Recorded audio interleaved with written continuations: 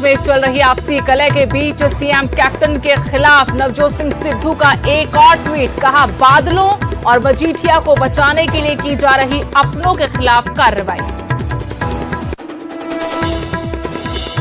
कांग्रेस की अंदरूनी कलह पर विरोधियों के हमले जारी, अब सुखबीर ने कसा तंज, कहा ये कुर्सी के लिए नहीं बीमारी के लिए लड़ने का समय। आम आदमी पार्टी ने पंजाब सरकार से की मांग, दिल्ली की तर्ज पर कोरोना मृतकों के परिवारों को दिया जाए मुआवजा। प्रताप बाजवा ने भी की थी 1 लाख के मुआवजे की मांग।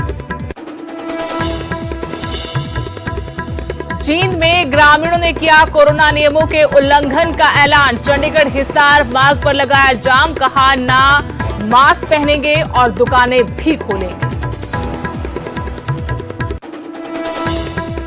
सोनीपत में बेवजह घूम रहे लोगों पर सख्त हुई पुलिस, घर से बाहर निकलने वालों का किया जा रहा कोरोना टेस्ट, कोरोना की चेन तोड़ने की कोशिश।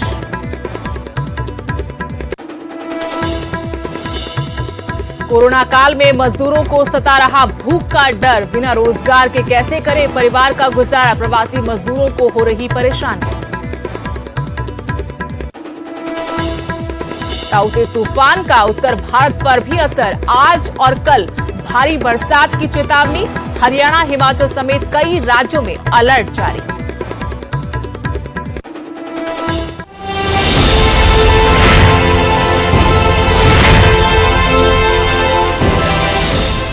नमस्कार, आपके साथ मैं हूं स्टेश नैन मोर। बुलेटिन की शुरुआत करेंगे बड़ी खबर के साथ।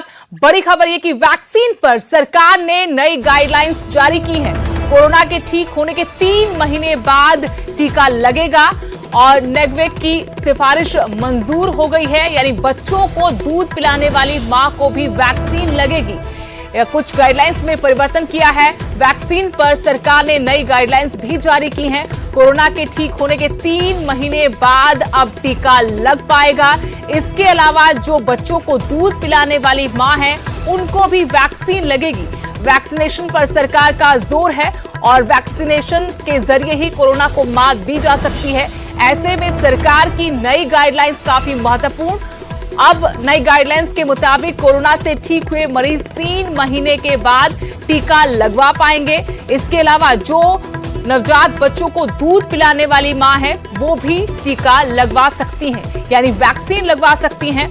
वैक्सीनेशन अभियान को तेज करने के लिए सरकार पहले से लोगों से अपील कर रही। सरकारों के संपर्क में प्रधानमंत्री नरेंद्र मोदी खुद हैं और अब नई गाइडलाइंस के जरिए भी ये कोशिश की जा रही है कि वैक्सीनेशन हो ताकि कोरोना को जल्द से जल्द मात दी जा सके।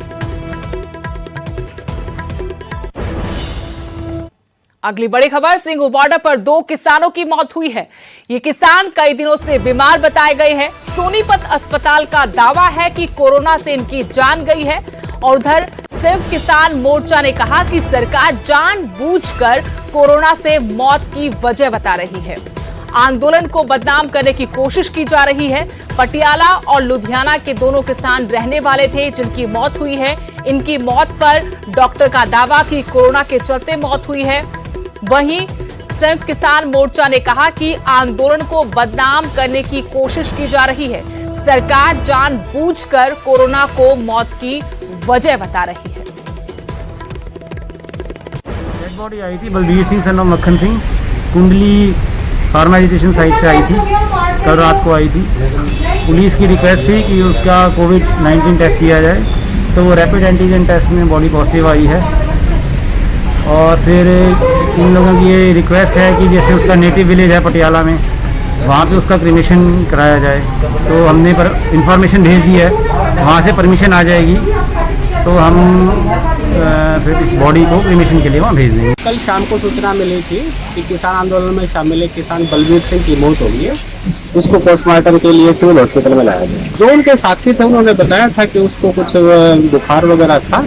बाकी अभी जांच कर रहे हैं, डॉक्टरों का काम है, देखते क्या मिलता है। महेंद्र सिंह निक्का सिंह गाँव पंजाब के अंदर पड़ता लुधियाना में लोवाल। ये 15 दिन से यहाँ करीब आया हुआ था धरने में और वहीं पे कच्ची झोपड़ी बना के ना उसमें रहा करता था। एक डेथ कल हुई है उसकी डेथ का रीजन है जो वो है उनका शुगर लेवल की प्रॉब्लम। एक डेथ आज हुई है, उसकी डेथ का मतलब प्रॉब्लम अपना रीजन है हार्ट अटैक। वो पहले से भी हमारे 400 के करीब किसान उनकी डेथ हो चुकी है।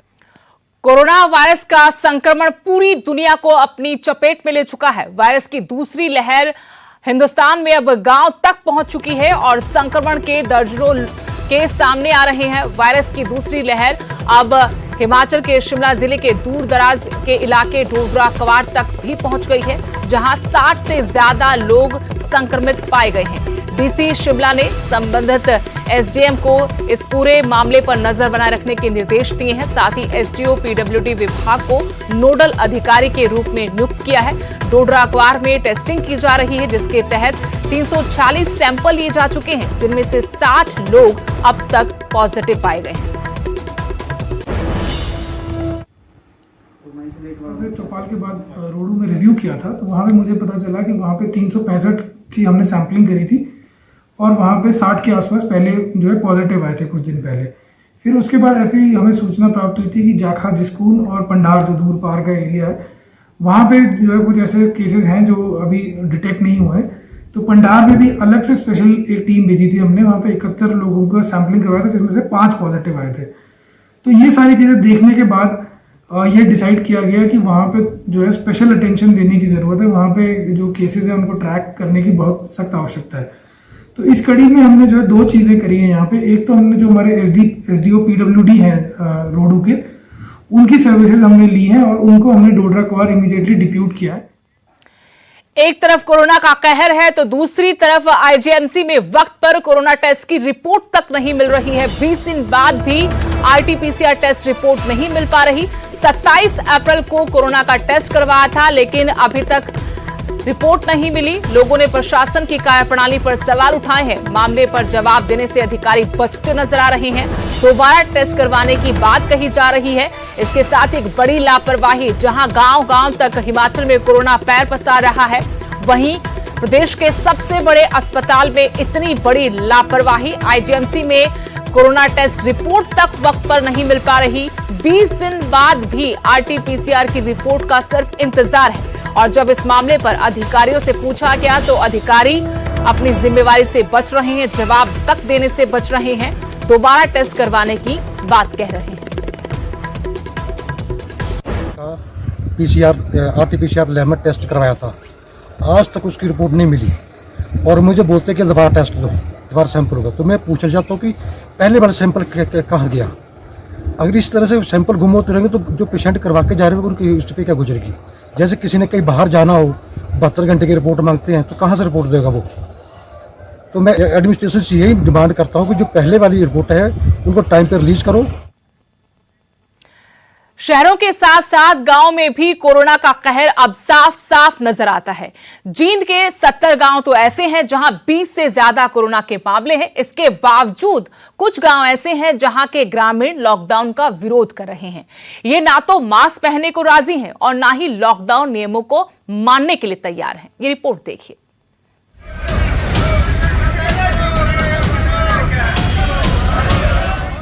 लॉकडाउन से ही कोरोना काफी हद तक कंट्रोल में आया है। हालांकि शहरों के साथ साथ अब इस वायरस का कहर ग्रामीण इलाकों में भी देखने को मिल रहा है। लेकिन जींद के इस गांव में न कोरोना का कोई खौफ है और न ही लॉकडाउन का कोई असर। लॉकडाउन के विरोध में ग्रामीणों ने हिसार चंडीगढ़ रोड पर दनोदा गांव के पास जाम लगा दिया।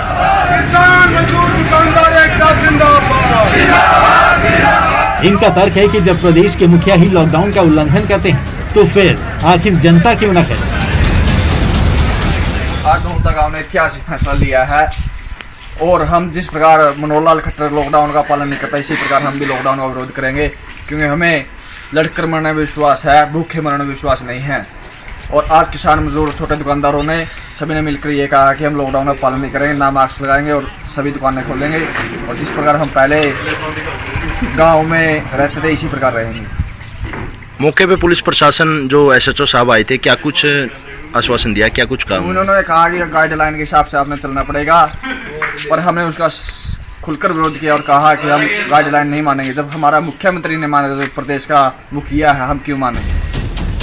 कोरोना खतरे के बावजूद ग्रामीणों ने मास्क नहीं लगाने का फैसला लिया, साथ ही दुकानों को भी खोलने की बात कही। वहीं कोविड नोडल अधिकारी पंचायत के इस फैसले को बेहद घातक बता रहे हैं। वो इसलिए कि जींद में 70 गांव ऐसे हैं जहां 20 से ज्यादा कोरोना केस हैं और ऐसे में कोविड नियमों की अनदेखी लोगों की जान पर भारी पड़ सकती है। देखिए, ये एक विरोध करने का एक तरीका हो सकता है, लेकिन ये घातक तरीका है। अगर आप किसी को भी ये कहते हैं कि भी हम नहीं लगाएंगे, तो बीमारी ये नहीं देखती कि भाई ये कौन है, ये ग्रामीण है, किसान है, मजदूर है, कोई अफसर है। ये तो बीमारी तो सबके साथ बराबर का बर्ताव करेगी। तो मेरी सलाह ऐसे जो ये करें हैं कि भाई मास्क नहीं लगाएंगे, तो मेरी सलाह और नम्र निवेदन है कि भाई आप जो कोरोना के प्रोटोकॉल्स हैं, जो गाइडलाइन सरकार ने जारी करी हैं, उनको मानें। हिसार के मसूदपुर गांव के ग्रामीण भी लॉकडाउन का बहिष्कार कर चुके हैं। इन्होंने किसानों पर लाठीचार्ज के विरोध में गांव में डॉक्टर और पुलिस के घुसने पर पाबंदी लगा दी। वहीं दूसरी तरफ जींद में ग्रामीणों का ऐसा फैसला प्रशासन के सामने मुश्किलें खड़ी कर रहा है। विजेंद्र कुमार, न्यूज़ 18 जींद। कोरोना महामारी से जहां हर तरफ हाहाकार मचा है, हर दिन लाखों लोग कोरोना संक्रमित पाए जा रहे हैं, ऐसे में हिमाचल के मलाणा गांव ने मिसाल पेश की है, जहां पिछले 1 साल से कोरोना का एक भी केस नहीं आया है। पंचायत के फैसले और ग्रामीणों की सूझबूझ का ही परिणाम है कि गांव में एक भी मरीज नहीं है।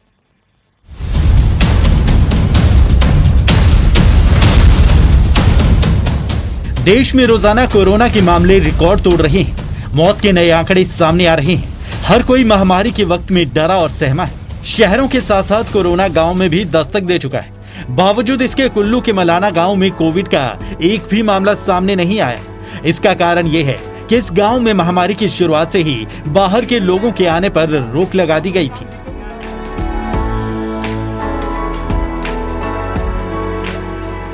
कमेटी है, जैसे देव कमेटी है, युवक मंडल है, महिला मंडल है, तो हम पंचायत है। हम 1 साल से ये महामारी से तभी बच गया। हम जैसा मतलब टूरिस्ट को बंद किया है, ऐसा करके हमारा अभी ठीक है, सब लोग बहुत अच्छे हैं।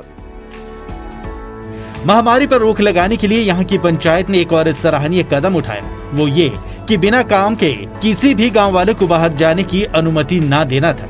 इसका भी काफी फायदा पहुंचा।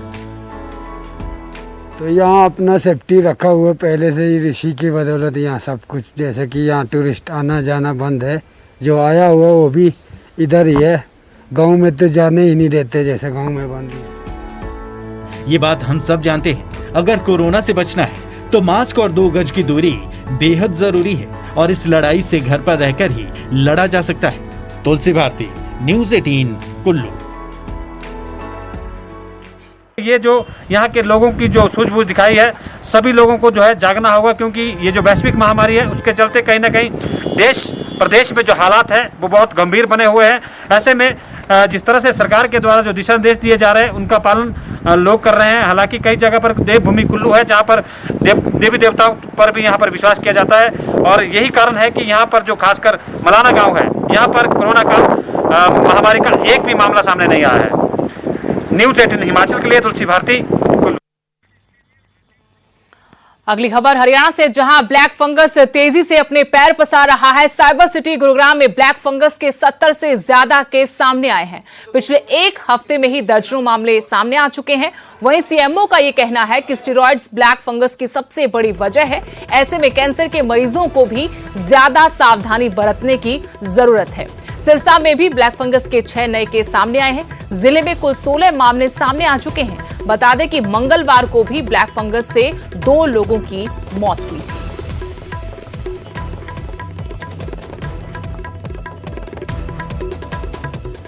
ब्लैक फंगस जैसा आपको मालूम है एक नोटिफाइबल डिजीज़ है। नोटिफाइबल डिजीज़ करने के बाद हमने एक पोर्टल पे सभी के लिए एंट्री कंपलसरी करी है। तो ये अपडेशन का प्रोसेस है, ये डेली चल रहा है। अभी तक संभवतः स्टेट में 150 से ज़्यादा के करीब केस हैं, और गुड़गांव के यहाँ से अगर मैं कहूँ तो पोर्टल पर 70 के आसपास केस अपलोड हुए हैं। हाँ बिल्कुल, जो स्टीरॉयड्स का जो अननेसेसरी यूज़ है, और साथ में अगर आप डायबिटिक हैं तो वो ब्लैक फंगस या म्यूकरमाइकोसिस की संभावना बढ़। अभी देश कोरोना की दूसरी लहर से जूझ रहा है और अब एक और खतरनाक बीमारी लोगों को परेशान कर रही है। ब्लैक फंगस ने कहर बरपाना शुरू कर दिया है। इस खतरनाक बीमारी ने अब भिवानी में भी दस्तक दे दी है। फिलहाल भिवानी में एक केस की पुष्टि हुई है। अब स्वास्थ्य विभाग में हड़कंप जरूर है, बाकी केस की जानकारी जुटाई जा रही है। आशंका है कि जिले में 3 से 4 केस ब्लैक फंगस के हो सकते हैं। भिवानी जिले में ऑन रिकॉर्ड हमारे पास एक ब्लैक फंगस यानी म्यूकोरमाइकोसिस का डायग्नोस्ड केस नोटिफाई हुआ है और ये जो पेशेंट है ये खरक से बिलोंग करते हैं और ये अपना इनकी फीवर की हिस्ट्री थी जिसके लिए इन्होंने आस्था हॉस्पिटल में अपना इलाज करवाया। वहाँ से ये रेफ़र हुए जिंदल हॉस्पिटल हिसार में, जहाँ इनको डायग्नोस किया गया कि ये ब्लैक फंगस से ग्रसित हैं और उसके उपरांत इनको अग्रोहा मेडिकल कॉलेज में रेफर किया गया। उधर बेवजह घूम रहे लोगों पर पुलिस सख्त हो गई है। सोनीपत में बेवजह घूम रहे लोगों के बाहर निकलने के बाद उनका कोरोना टेस्ट किया जा रहा है। पुलिस और स्वास्थ्य विभाग का ये कड़ा रुख है।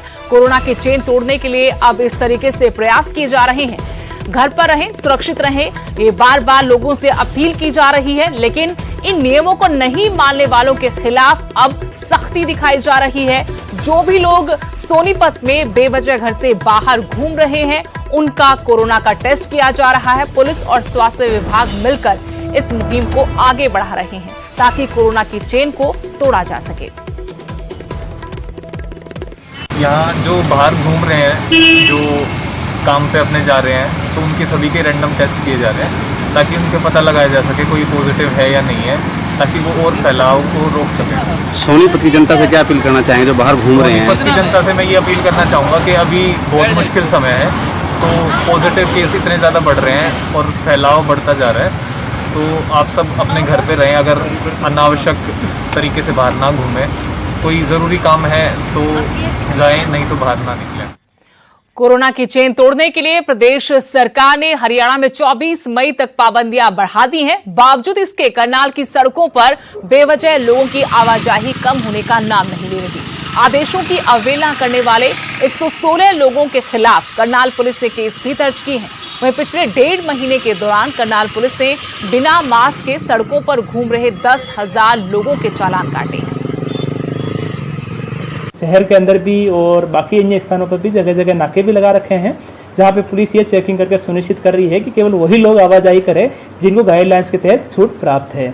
अब तक जिला पुलिस की ओर से अप्रैल के महीने में लगभग 7,000 के आसपास चालान जो लोग सार्वजनिक स्थलों पर मास्क का प्रयोग नहीं करते उनके जारी किए गए हैं और पिछले 15 दिनों में भी लगभग 3,500 के आसपास ऐसे चालान जारी किए गए हैं। साथ ही जब से सरकार ने कुछ दिशा निर्देश इस संबंध में जारी किए हैं, उनकी अवहेलना करने में के संबंध में 116 FIR हमने अब तक दर्ज की है और 100 से ज्यादा व्यक्ति अब तक। यहाँ रुकेंगे छोटे से ब्रेक के लिए।